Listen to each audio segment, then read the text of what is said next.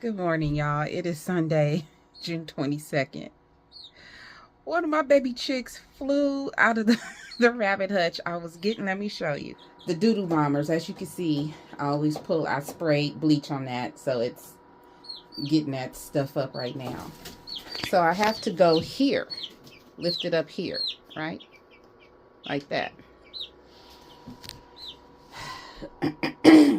When I was putting it down, one of them, she saw her entry to leave and she jumped out and landed on the floor, and she just stood there like in shock. So she didn't run for me, but I was so mad. I'm like, don't you dare hide from me in this shit. And she just kind of stood there in shock like, I did it. Doo-doo bombers. And I screamed because it just like, I was like, ah! So I hope my neighbors did not hear me scream. Like, what's going on with Precious? Well, it's going to be a wacky, wacky morning. It is now 7 a.m. I had to, of course, I feed the chickens. Every morning is actually pretty cool right now. But, of course, I had to go and feed the chickens. And I decided to really clean out I checked their regular food because they have enough regular food, and their water, and I put a little apple cider vinegar in their water, and they're doing good. They're doing good out there. But I was like, no. So I got the escapees outside because they be trying to escape too when I open the cage, which I understand because it's their natural thing to roam around, right? It's their natural thing to do that and to peck and stuff, and I get it. It's but I know you guys hear me talking about the hawks. I wish I could have got it on recorded yesterday, but two hawks, a male and a female, you hear them circling yesterday, and they landed in that tree that I'm always talking about. And I'm like, that's why I can't have you guys outside. But yeah, these chickens be waiting for me to open from the side, open from the other part of the rabbit hut. So I can open here, I can open that right there, and I can also open it from the side. But the best way for me to get the brooder in there is basically right here. Their water is in there. That little stand that the water is on is fantastic. The water is not hardly dirty. They have enough water in there. They're doing good. I don't see a lot of poop or nothing in the water. Even this food thing is pretty good for them. So the only thing I'm really cleaning out this morning is the brooder. But yeah, she went for it. And so I was able just to pick her up and put her back in there. But I can't, if this was a shed that was just for chickens, I wouldn't even have this. I would have an open thing and just let them hop around and do whatever they wanted. But, look at her, looking evil. But I can't do that because this is my shed. They will poop any and everywhere. And if I let them out, they're going to hide in little places and stuff. So now I got to clean this off and put it back in there. But they looking like, yeah, open that thing again. All right, you guys, let me get to going because I got to finish putting the hardware cloth in that garden bed that I did yesterday, that I took all the soil out of yesterday, and get my squashes and other pumpkins planted. And I want to plant these white sweet potatoes today. So yeah, it's gonna be 84 today. It's gonna be 10 degrees higher than it was yesterday. Yesterday the high got to 77, but by the time the evening it was around 73, 74. So today is jumping 8. It's supposed to be 84 today. So okay, I will of course be recording throughout the day and let you know what happens. Hello, so I'm sitting inside of the last garden bed that I'm putting the hardware cloth in, and I now wish I would have bought the selfie stick. No. Okay. Anyway, I wanted to show you how I do this. So I'm actually sitting in the garden bed, and as you can see, this this piece isn't long, but what I do is, it is tall. So what I do is I cut this part off to a certain length. And then the piece that I cut off, I put on the ends. So that way I'm not wasting anything. Also, I had a piece or two yesterday that I had cut. And I still have that available, and I'm just gonna go like this, come around. It doesn't have to be perfect. And I think I'm going to cut to there. And then I'm gonna bring it around and cut until I get a smaller piece. And then I put the mesh where I need it. So you would think automatically that I'm like measuring it all out, and I could do that, but it's easier for me to cut a good amount of the hardware cloth, and then since I have this cattle panel, this cloth bends. So I bend it to what I need, and then I cut off the excess, and I put the excess in areas where the cloth didn't cover. Hope that makes sense. Okay, I'll show you everything once I'm done.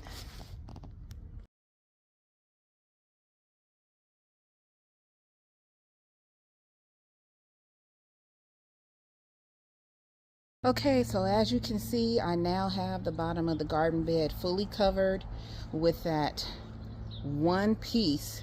It was short but kind of tall garden hardware cloth, and I cut sections, and I was able to fill it in to the sections.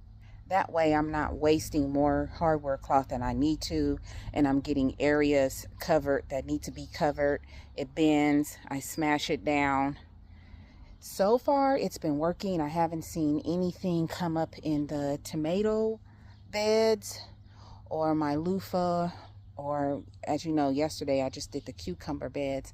So as I'm planting or planning on planting, I'm slowly taking out the soil out of each garden bed, laying down the hardware fabric, and then putting in the old soil and some new soil.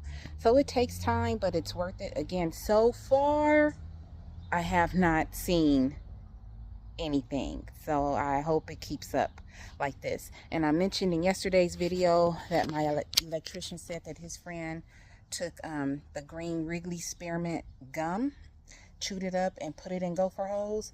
I didn't get a chance to do it today, but I am going to go to the Dollar Tree or whatever, give me a lot of packs of the Wrigley spearmint double mint gum, start chewing it up and throwing it in there. And it says that what it does is the gopher likes the smell of it, they chew on it, it gets in their teeth, they try to swallow it, and supposedly they choke on the gum. So, and he said his friend had been spending hundreds of dollars on all these gopher traps, and nothing was working. Like me, nothing was working. You guys know that I tried the gopher hawk, and I was going to come back to you if I caught anything. I still haven't caught anything in the gopher hawks. So I am going to try that once I get this bed settled, and I see some more blueberries I need to pick. And yeah, I'm gonna give that a try today. Anyway, it is about 8:40. I'm gonna go. Let me make sure it's still 8. We're still in the 8 o'clock hour, because I've been out here a minute. Let's see what I got going on with my watch here. Sorry, you guys. 8:39. I was right. 8:40. Okay, so let me go ahead, keep pushing forward, get this soil back into the garden bed, and then I can plant my squash. Okay, so I have put the old soil back into the garden bed, and I got me a container of my homemade chicken fertilizer right here. You would think that 2-year-old chicken food smells, but it doesn't. It does not smell at all. It's amazing. So I've had my chickens for 2 years, and I collected, well, I'm not going to say it's 2-year-old. I'm going to say it's about a year and a half, because after a while I stopped collecting chicken poo, because if you put like cow fertilizer and other fertilizers directly into the bed, once the animal has just done their business, it can burn the roots, it can burn your plants. So you let the poo settle over a few years. And of course, it's not just poo. I was also using the shredded wood, just putting it in a container along with the big things of chicken poo, and now I have some good compost here. Let me see if I can turn the camera around with my gloves on. Right there. So gotta take this glove off. So that's what it looks like. It looks better than the depleted soil that I put in here. This soil is depleted of nutrients right now, but I'm about to put this fertilizer in here, mix it up, and then get about a bag or two of my EB Stone soil that I get from the nursery, and put it in here, wet it down, and then start planting my my squash. It's just after 9, and I feel like I'm cooking with gas.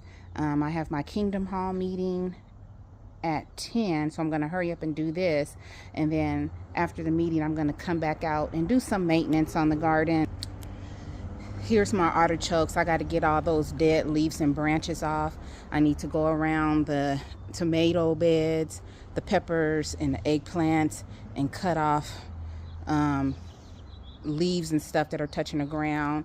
Look at my blueberry plant there. You know, I have lots of spiders everywhere, so I do need to do a little bit cleanup, but this is the major stuff that I needed to get done, and I'm getting it done, because next weekend it's going to be super hot, and there's no way I can be doing the work that I'm doing now next weekend.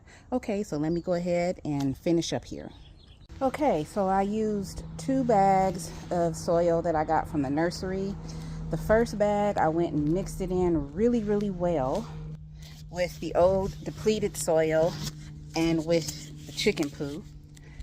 And the second bag, I laid it on top, so that way there's nutrients getting through all the soil. So I had the old depleted soil, I took chicken fertilizer, mixed it into the depleted soil. Then I took a bag of my EB Stone soil from the nursery, opened that, put it in there, mixed it in good again so the nutrients can get through. In the second bag, I laid it on top and spread it out. So now I'm going to wet this down, plant my squash, and then I'm done, can go in the house for a few hours, and then I'll come back out later. Okay, so I planted this bed. Over here I have butternut. Over here I have candy roaster. And over here in the middle I have the New England sugar pie pumpkin. I really debated as to whether or not to put the pumpkin in this bed, but I don't have a lot of room, and I don't want to waste these. Let me show you. These 2 seedlings I had started outdoors. These 2 seedlings I had started indoors. Remember, I was rooting some seeds, and they're very leggy, but they're actually kind of doing a little bit better than those. So we'll see. And I have some more. I'm going to go plant these on the other end of the loofah bed. I've grown lots of pumpkins and stuff in the bed next to the loofah bed where I have the corn this year, and the squash just literally goes into that bed. So I said, why not just go ahead and plant the pumpkins at the base of that bed with the loofahs and see how it goes. So we'll see.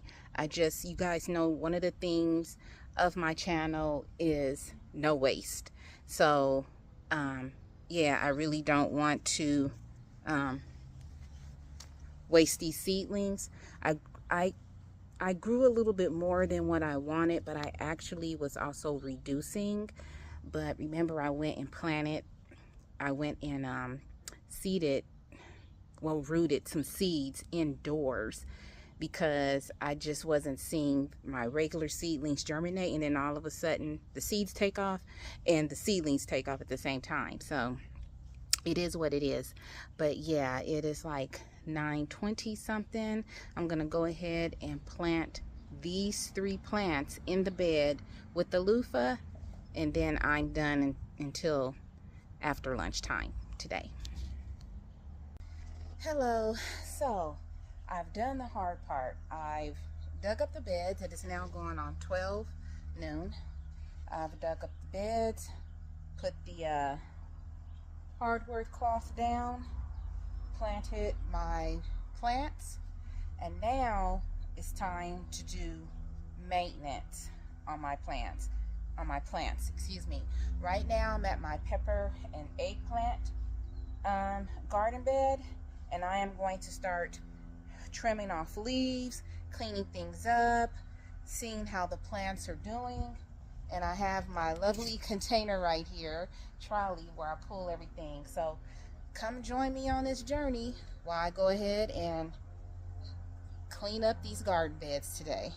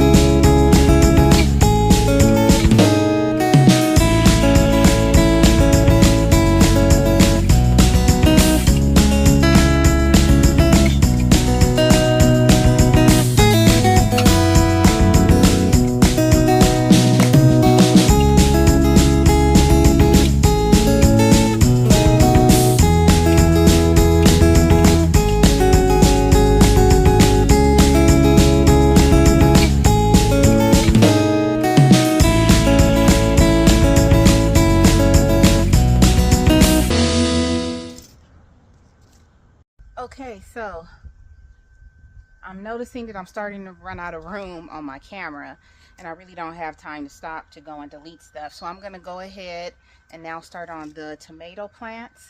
So I'm going to take a picture and show you what it looks like now, and then I'll show you what it looks like later.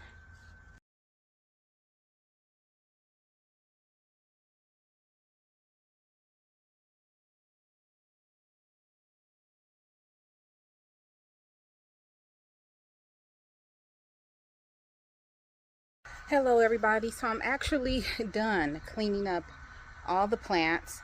I was checking out the soil in my tomato bed, and the soil by the Romos was real dry.